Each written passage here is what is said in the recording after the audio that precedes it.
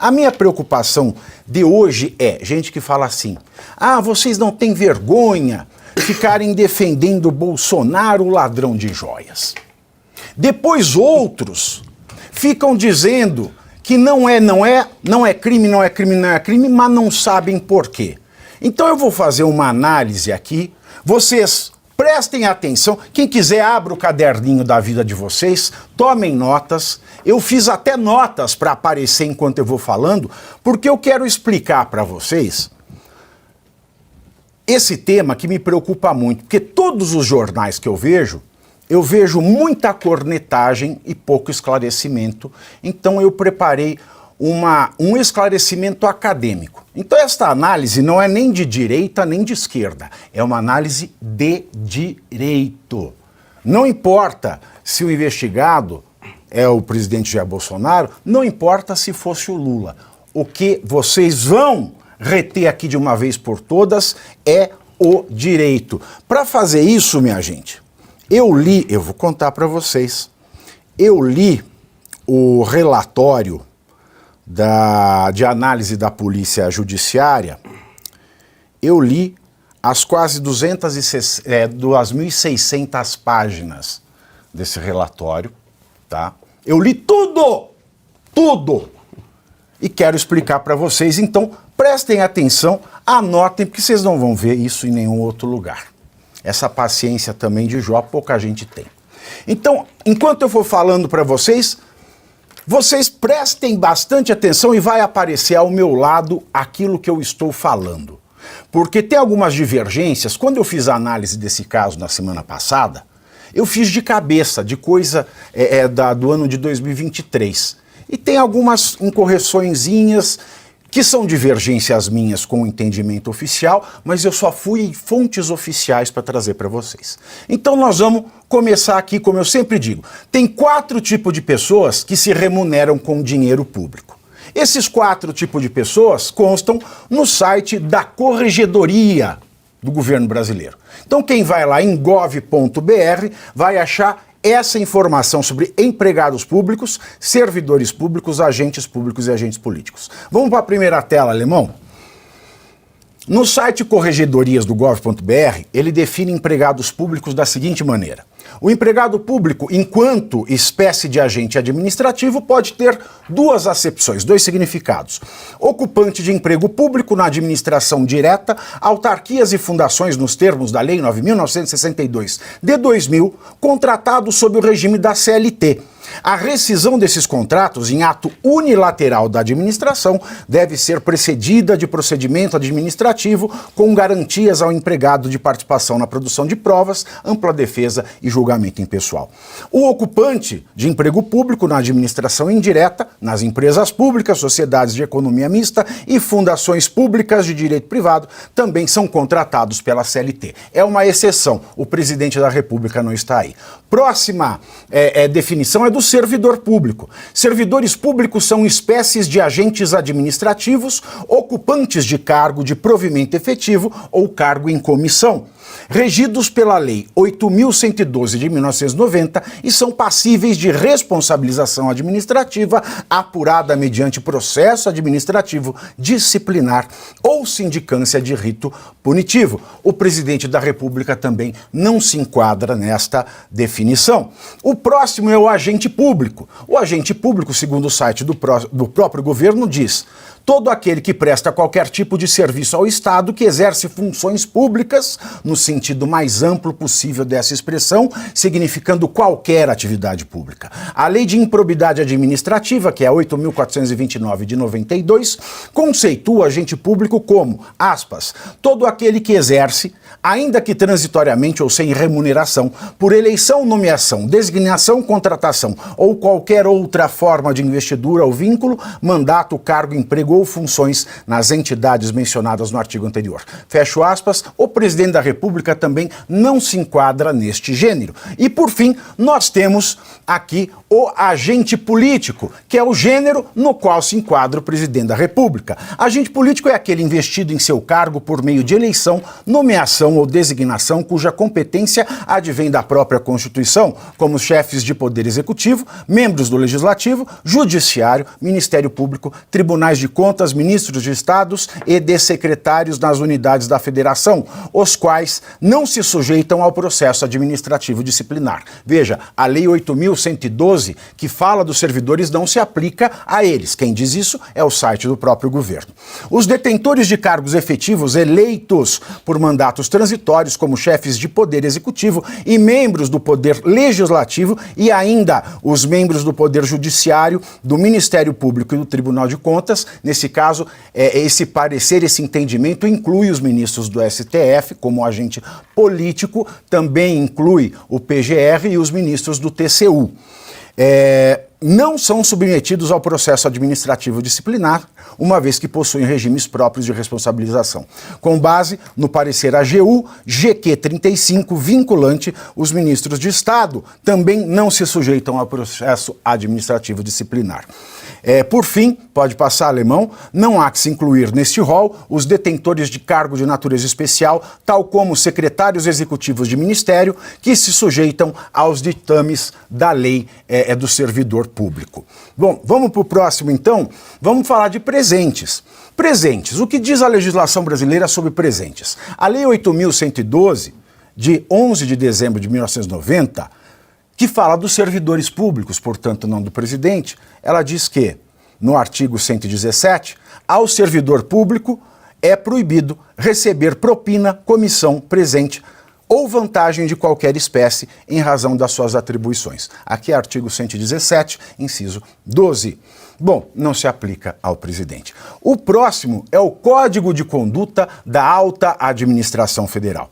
Na exposição de motivos número 37, de 18 de agosto de 2000, o artigo 2º, ele diz que as normas deste código aplicam-se às seguintes autoridades públicas: ministros e secretários de Estado, titulares de cargos de natureza especial, secretários executivos, secretários ou autoridades equivalentes ocupantes ao cargo do grupo de direção e assessoramento superiores. Presidentes e diretores de agências nacionais, autarquias, inclusive as especiais, fundações mantidas pelo poder público, empresas públicas e sociedades de economia mista. Então, o presidente da República também não está no Código de Conduta da Alta Administração Federal.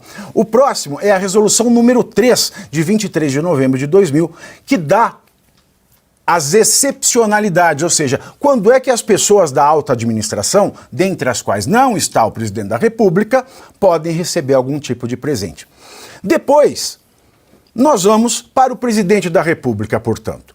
Próxima tela, nós vamos para a Lei 8.394, de 30 de dezembro de 91, que dispõe sobre a preservação, organização, proteção dos acervos documentais privados. Grifem essa palavra para vocês. Privados. O que é privado não é público. Então ela dispõe sobre a proteção dos acervos documentais privados do presidente da República e dá outras providências. O que diz essa lei? No artigo 1º, já podemos ir para a próxima, Alemão? Ela diz que os acervos documentais privados, grifem de novo, privados, de presidentes da República e o acesso à sua consulta e pesquisa passam a ser protegidos e organizados nos termos desta lei. A participação de pessoas físicas ou jurídicas de direito privado detentoras do acervo presidencial nos benefícios e obrigações decorrentes dessa lei será voluntária e realizada mediante prévio acordo formal. Artigo 2º, os documentos que constituem um acervo presidencial privados, grifem privado, são, na sua origem, de propriedade do presidente da República, inclusive para fins de herança, doação e venda. Artigo 3º, os acervos documentais privados do presidente da República integram o patrimônio cultural e serão declarados de interesse público para fins de aplicação do parágrafo 1º do artigo 216 da Constituição Federal e são sujeitos às seguintes restrições. Em caso de venda, ou seja, o presidente pode vender, a União terá direito de preferência, ou seja, você tem que avisar a União antes se ela quer comprar. E não poderão ser alienados para o exterior sem manifestação expressa da União. Ou seja, podem ser vendidos, mas a União ela tem que se manifestar em primeiro lugar. Para por aí? Não. Nós passamos por decreto 4.344 de 26 de agosto de 2002, que regulamenta essa lei que a gente acabou de ver. Porque ele fala de acervo documental privado. Você vai imaginar que um relógio, você vai imaginar que um colar seja um acervo documental? Mesmo que imaginasse, ele é privado, diz a lei. Mas esse decreto, ele regulamenta a lei e ele diz no artigo 2º, o acervo documental privado do cidadão eleito presidente da República é considerado presidencial a partir da sua diplomação, independentemente de o documento ter sido produzido ou acumulado antes, durante ou depois do mandato presidencial. Artigo 3º, os acervos documentais privados do presidente da República são os conjuntos de documentos em qualquer suporte, de natureza arquivística, bibliográfica e museológica. Um relógio, um colar, não tem natureza arquivística, não tem natureza bibliográfica, não tem natureza museológica.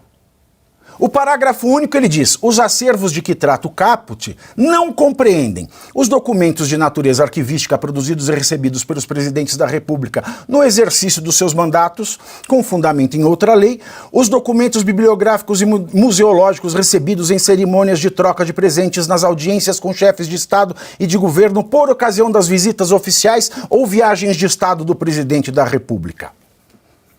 Vamos ao próximo. O artigo 9º desse mesmo decreto diz: para efeito de registro e inventário geral dos acervos documentais, que tem que ter natureza arquivística, museológica ou bibliográfica. Vale lembrar, arquivística, museológica, bibliográfica. Ninguém vai no acervo, eu quero consultar o relógio que foi ganho, quero consultar um colar que foi ganho. Para efeitos de registro e inventário geral dos acervos documentais privados do presidente da República, os documentos recebidos em viagens, encontros e audiências do presidente pela ajudança de ordem serão encaminhados ao Departamento de Documentação Histórica. Ou seja, só esses bens de natureza arquivística, museológica e bibliográfico é que serão encaminhados para o inventário. E o artigo 10 diz: a venda de acervos documentais privados do presidente da República deverá ser precedida de comunicação por escrito à Comissão de Memória dos Presidentes da República. Mas veja, o que tem que ser anunciado, o que tem que ser oferecido antes? Que a autorização tem que ser obtida para a venda do acervo documental privado, que tem natureza arquivística, bibliográfica ou museológica. Aí nós passamos por uma portaria. O próximo, portaria da Secretaria-Geral da Presidência da República, número 59, de 8 de novembro de 2018, que dispõe sobre a política para a gestão de bens históricos e arquivísticos da Presidência da República e dá outras providências.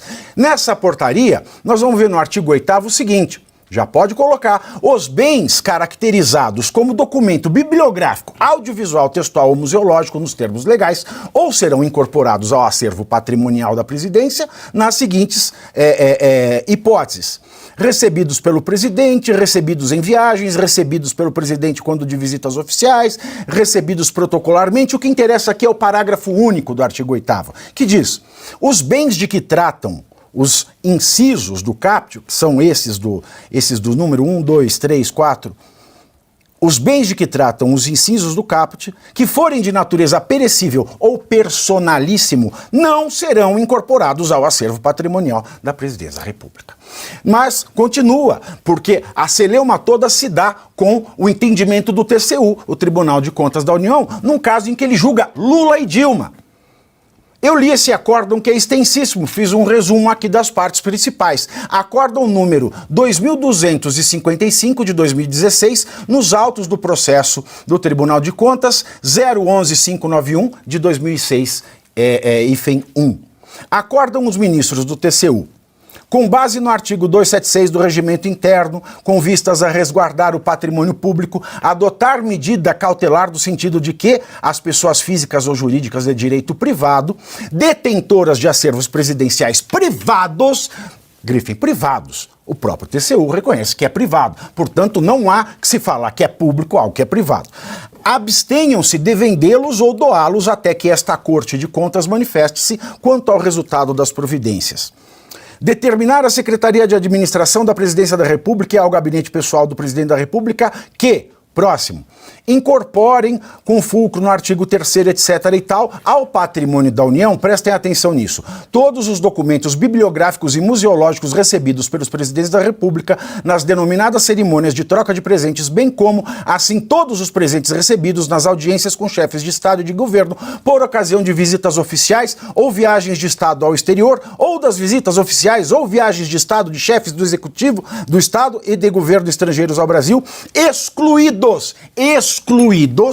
itens de natureza personalíssima ou de consumo direto pelo presidente da República. Continua o acórdão. Ele dá um prazo para que o Lula e a Dilma devolvam centenas de bens recebidos. E eles não foram indiciados criminalmente, nem o Lula, nem a Dilma. Centenas! Tá? Nesse caso, nesse acórdão, ele está falando de 144 bens recebidos.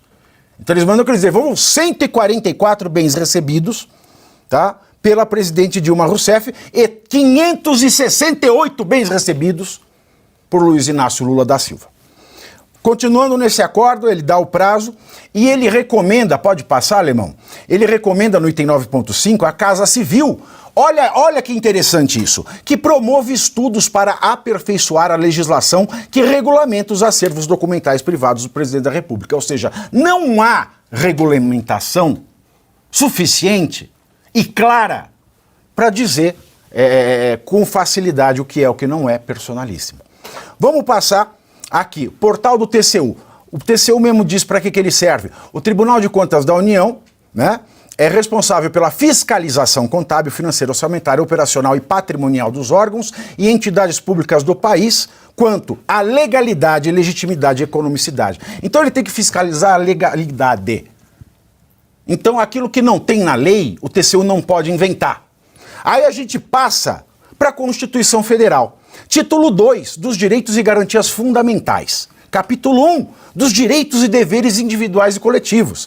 Aí vamos para o artigo 5º. Artigo 5º diz que todos são iguais perante a lei, sem distinção de qualquer natureza, ou seja, o Lula e o Bolsonaro são iguais. O Lula e a Dilma são iguais ao Bolsonaro e nós somos iguais a eles. Garantindo-se aos brasileiros e aos estrangeiros residentes no país a inviolabilidade do direito à vida, à liberdade, à igualdade, à segurança e à propriedade. Se os bens documentais, mesmo naqueles que a lei prevê, são privados, a Constituição garante o direito à propriedade. Nos termos seguintes. Aí tem o inciso 2º. Ninguém será obrigado a fazer ou deixar de fazer alguma coisa senão em virtude de lei. Se o próprio TCU reconhece que a lei não é clara, que não existe lei para dizer o que é personalíssimo ou não, não é a Polícia Federal e nem o próprio TCU que vai vir e discorrer sobre isso aí. Depois, no inciso 39, não há crime sem lei anterior que o defina, nem pena sem prévia cominação legal. Veja, que se não há um crime dizendo, se não há um tipo legal, uma legislação falando, olha, vender um bem que se ganhou de presente é um crime, não pode haver inquérito criminal. E mesmo se houve uma ilegitimidade, uma ilegalidade administrativa, porque não avisou a União, a lei que fala do acervo documental privado, ela não traz penalidade. Não traz, não tem. Então, não há pena sem prévia cominação legal. Não adianta levar para o judiciário, porque não tem cominação legal de pena anterior. Depois também diz, o inciso 40, a lei penal não retroagirá, salvo para beneficiar o réu. Eles não podem mudar de entendimento agora, não pode vir uma lei agora, porque ela não retroage. E, por fim, a lei punirá qualquer discriminação atentatória dos direitos e liberdades fundamentais. Por que estão discriminando Lula, Dilma e Bolsonaro? Essa é uma pergunta. Depois nós vamos para a Lei 13.869, que é a Lei de Abuso de Autoridade. Ela diz o seguinte, requisitar, instauração ou instaurar procedimento investigatório de infração penal ou administrativa em desfavor de alguém, a falta, ou seja, na falta de qualquer indício de prática de crime, é crime de abuso de autoridade.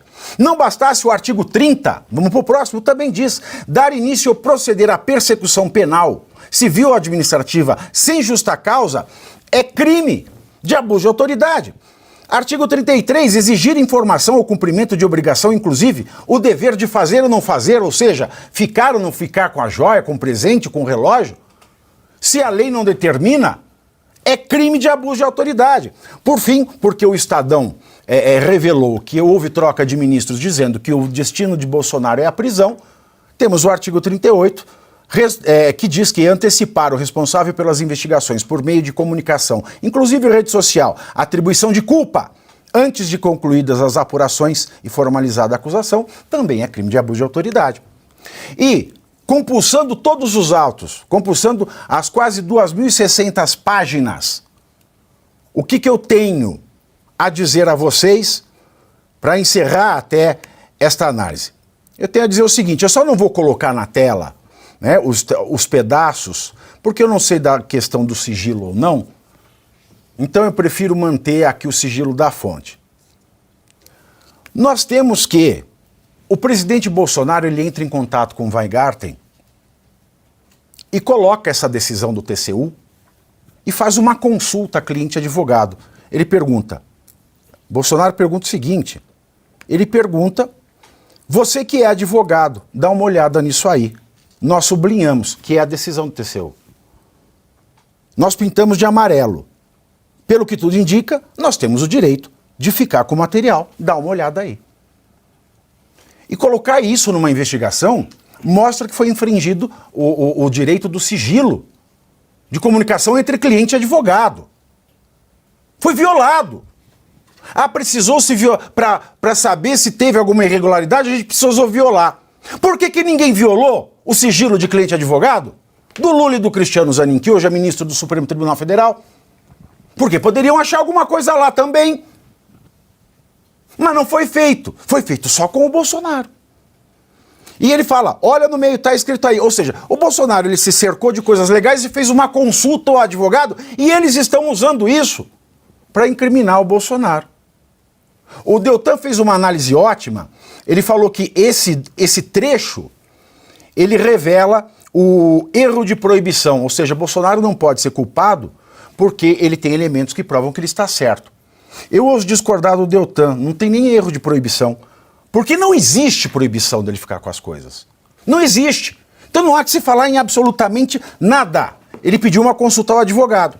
E, por fim, esse inquérito, esse indiciamento que aconteceu recentemente, pede para indiciar o atual advogado e ex-secretário de comunicação, o Fábio Weingarten, que também é violado no seu privilégio de sigilo cliente-advogado nas mensagens depois de 2023.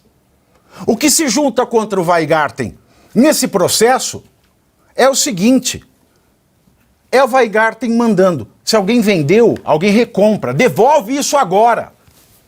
Ou seja, a pessoa mandando, devolve. Se eles estão achando ruim, devolve. Se alguém vendeu, recompra. Se alguém vendeu, recompra. O que ele diz aqui, entre aspas, nós temos que disponibilizar o bem imediatamente através do advogado. Ou seja, ele manda seguir o curso do devido processo legal, mesmo o devido processo legal não sendo tão devido assim. E é claro, ele compartilha as notícias, porque ele vai descobrindo tudo pela mídia. Ele vai descobrindo tudo pela mídia e fala várias vezes, tem que devolver imediatamente. Por mandar cumprir uma ordem judiciária, mesmo que legal, mas ele manda cumprir, ele foi indiciado. É o cúmulo do absurdo que nós estamos vivendo. Então eu achei importante trazer para todos vocês aqui toda essa explicação e mostrar item por item que não existe crime. E mesmo que crime tivesse, tudo isso seria nulo, porque isso nasceu de uma colaboração premiada do Mauro Cid em desconformidade com o Código de Processo Penal, o que é considerado tortura pelo STF.